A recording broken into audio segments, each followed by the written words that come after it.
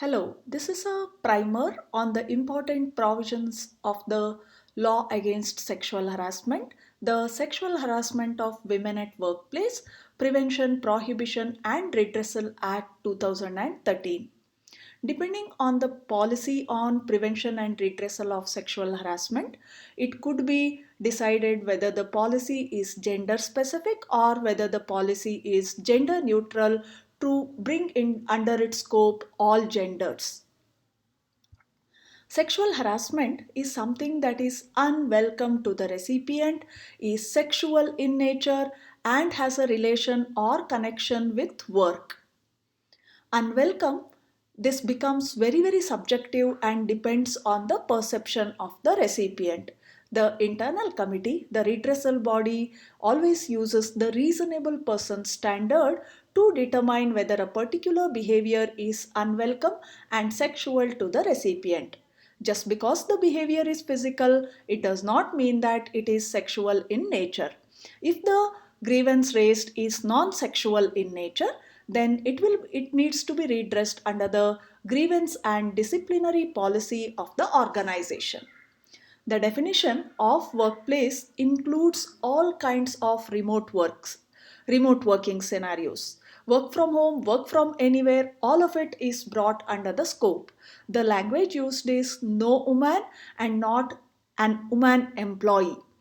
Also, in addition to this, the definition under section 3.1 says any workplace and not her workplace. So these are some of the aspects that we need to be cautious about, because to raise a complaint, employment is not at all a prerequisite. Just to add, the definition of employee includes contract employees, probationers, trainees, and also volunteers. Anyone with whom there is a relation or connection with work can be brought within the scope and definition of sexual harassment at the workplace. Power is a powerful word when it comes to sexual harassment. Scenarios like if you do X, you will get Y, if you don't do X, Y will happen to you are clearly brought under the scope. Such behaviors, irrespective of where it happens, how it happens, it becomes immaterial and it comes within the scope and definition. In all such cases of sexual harassment at the workplace, it is the impact on the recipient and the intention becomes immaterial.